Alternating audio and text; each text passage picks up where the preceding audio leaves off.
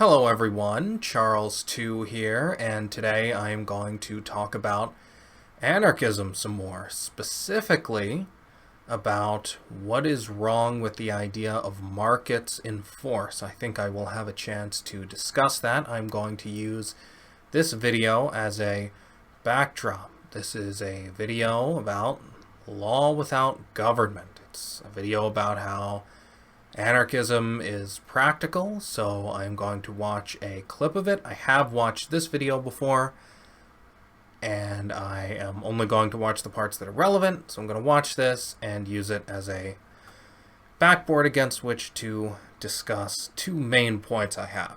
So let's get started. Imagine two individuals stranded on a desert island, Adam and Ben.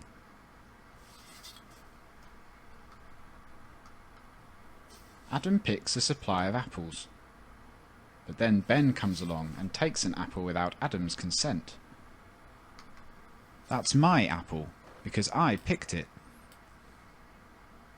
It's my apple, because it was on my tree. With no one else on the island, Adam and Ben have no one they can turn to for help resolving this conflict. They may succeed in negotiating a peaceful settlement, or they may resort to physical violence.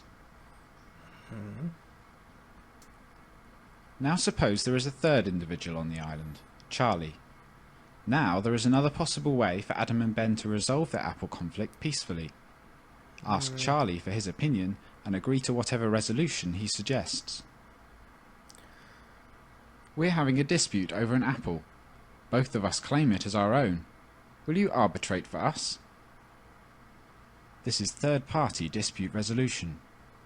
Adam and Ben both make their cases to Charlie.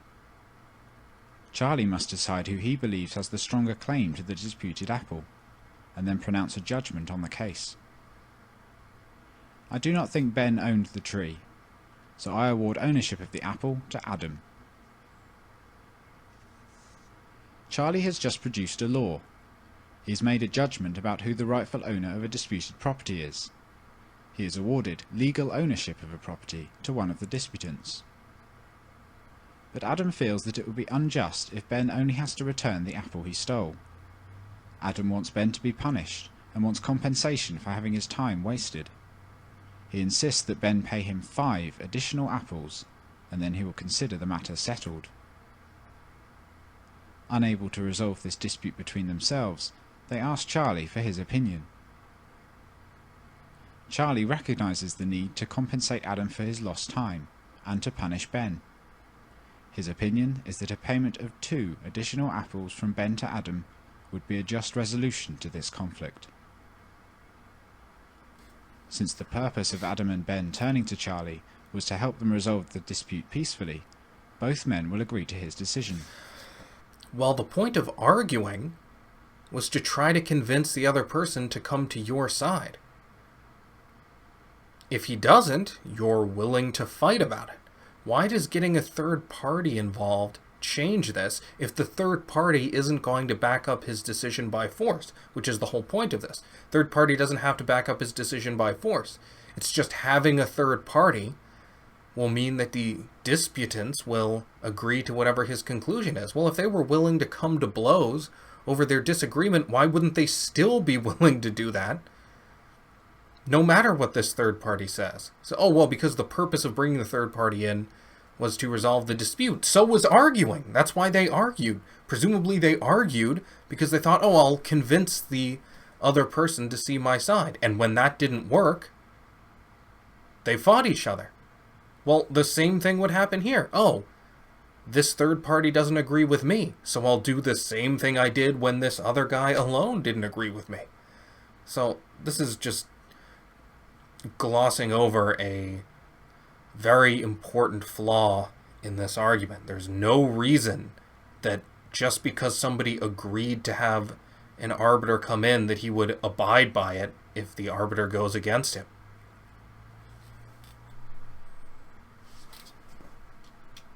One of them does not, and they are back to having to resolve the conflict between themselves, either peacefully or otherwise. By arbitrating on a conflict and helping to resolve it peacefully, Charlie has produced a law.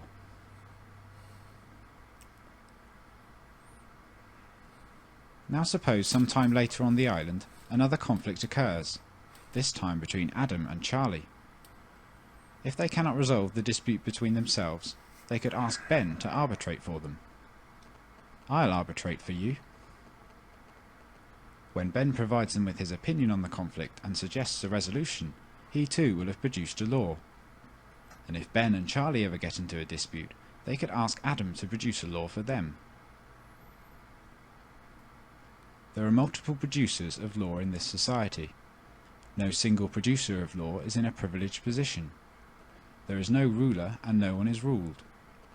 Everyone is of equal status with respect to the laws. What would a monopoly of the production of law look like on our island? I'll arbitrate for you. No, you are not allowed to arbitrate. I am the only one who can produce law on this island. My law is the law. The injustice of this arrangement would be immediately apparent to both Adam and Ben. But that would mean that you even get to be judge in disputes you are involved in. And you could do whatever you want, like steal from us and order us around, and call it legal. That's right. I am the state. Charlie could only establish himself as ruler and maintain that position if he could somehow convince Adam and Ben that a ruler is necessary, and that with no ruler, anarchy, there would be chaos and disorder. If Charlie is able to maintain a monopoly of arbitration and ultimate decision-making, he will have put himself above the law, and Adam and Ben can no longer be considered free men. Okay, so this is the first major issue I wanted to talk about. This isn't how the state works. The government doesn't stop you from coming up with private, non-enforced arbitration. You're saying this guy comes along and he says, I'm the only one who gets to make the law. Okay, but your whole problem is that he enforces his law, right? Okay, so that doesn't crowd out the kind of arbitration you were just talking about. It is totally possible for people today to have gentlemen's agreement. The government doesn't make that impossible. If Coca-Cola wants to just have deals with its suppliers based on a third-party, non-governmental arbiter, they can do that. And yet, they don't. They have legally enforceable contracts. So, this should make anyone sympathetic to anarchism suspicious. Why, if this non-violent, non-forcible third-party arbitration works so well, why don't people use it today when it's possible? People can do that, but they don't. They get enforceable contracts. Why? This actually isn't crowded out. This video is trying to make it seem like, oh, well, once the government gets involved, you can't do this anymore. Yeah, you can. People can have non-enforceable agreements all they want. They can get private third-party people to rule. They don't have to get the government involved at all. And yet people don't do that. People do get the government involved because a contract is valuable because it's enforceable. A third-party arbiter with no power to enforce anything is worthless. But that's what this guy's talking about is the big advantage. That's the big solution. And as soon as you get a government involved, that crowds it out. No, it doesn't.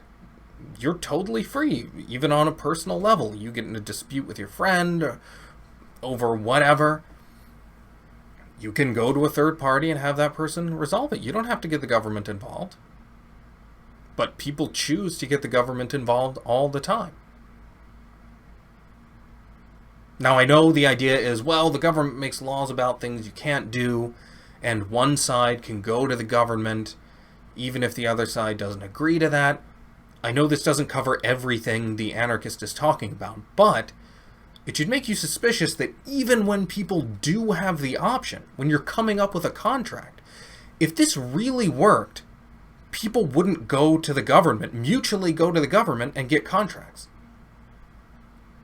Why would they? This non-forcible third-party arbitration works. So then why aren't people doing that today? Why do all these big companies and even people on a personal level, a smaller level than big corporations, why does everybody come up with these contracts and go to the government so they can be enforced? Because you don't have to do that today.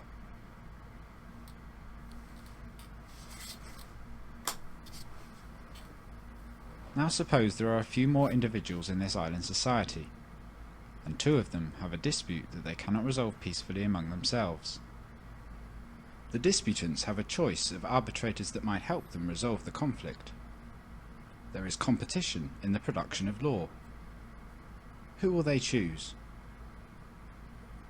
The ideal arbitrator will be someone who is impartial and who has a good reputation for being fair, honest, and wise.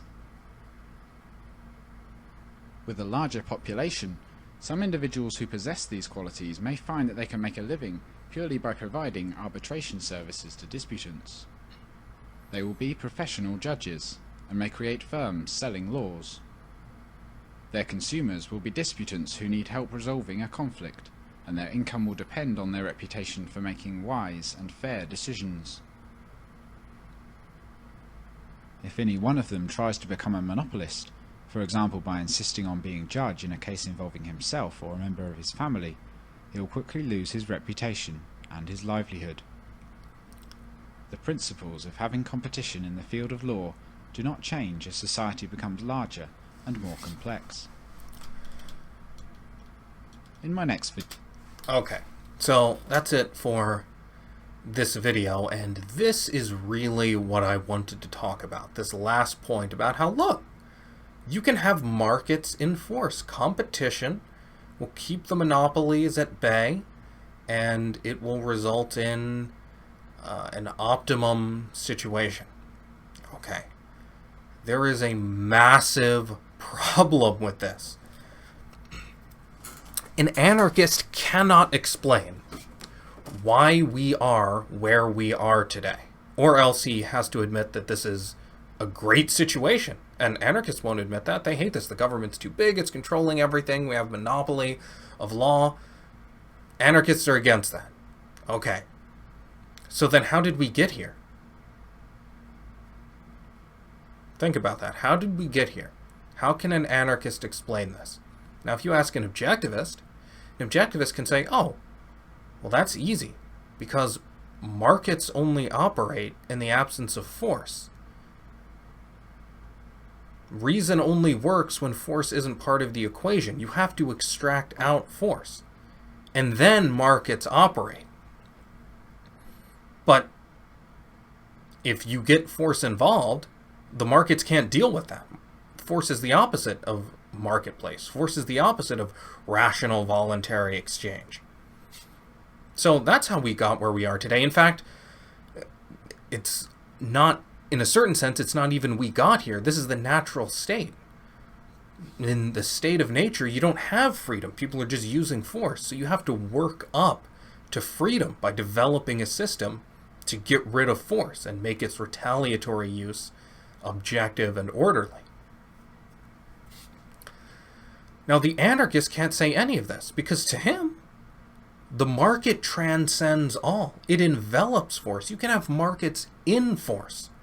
Okay, so how do you ever have an unfree market? What can stop the market from functioning? If we're in a place you don't think we should be, what caused that? It can't be force, because your whole idea is, well, look, force will just be taken care of by the market. The market will solve that too. So we're in a place that's bad, which the market won't lead us to according to you, and yet there's nothing that can corrupt the market. You see, they're defining the market. Free market to an anarchist means anywhere there are human beings. There is no context for the market. The market is just everything. Their view is that human interaction operates by these principles in all contexts, and that's it. That's the problem with anarchism. No, markets work when force is out of the equation. When force comes in, then things go bad. But if you don't believe that, then there is no explanation for why things ever went bad. You can't say it's the injection of force, because in your view, the market will take care of that. So the basic contradiction here is the claim that a monopoly on law is bad, and that's where we are, and yet that the market will prevent that. So then how did we get here? What's the context for the market? They have no context for the market. The market is just wherever human beings exist. The principles of the market operate. Because if force isn't a limiter of the market, what is? What is their answer? There is no answer. So, anyway, those are the 2 points I wanted to make in this video. 1, if interaction without recourse to violence were possible without a government, then we would see that happening today, and we wouldn't see people going to the government to get their contracts enforced. So that cuts against this idea that negotiation using a third party is sufficient. It's obviously not, because people don't rely on that when they have another option.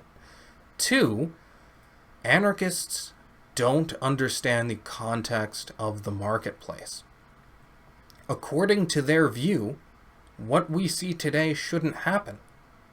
You can't say that the market takes care of everything, and yet we ended up in a place that's bad. How? What caused that? How did we deviate from the market? What is a deviation from the marketplace? There is none, according to them. Anyway, that's it for this video. Just a relatively short one. Just wanted to make clear these 2 points, because anarchism is something that a lot of people get confused about. It is easy to think of it as the most consistent form of freedom, but really it's not. Really, you're kicking out the ladder from under you because you're not understanding the basis of freedom. Freedom requires the absence of force, not the proliferation of force and everybody using it at his own discretion. The market requires that people not be able to just use force against you if they disagree with you. It requires a single entity above all that can enforce its rules in a given geographical area. That is the context for freedom. There is no freedom without the ability to predict where and when and how force is going to be used. Anyway, that's it for this video. Next up will be Jordan Peterson's views on self-interest. That's what I have planned next, so I will see you there. Bye!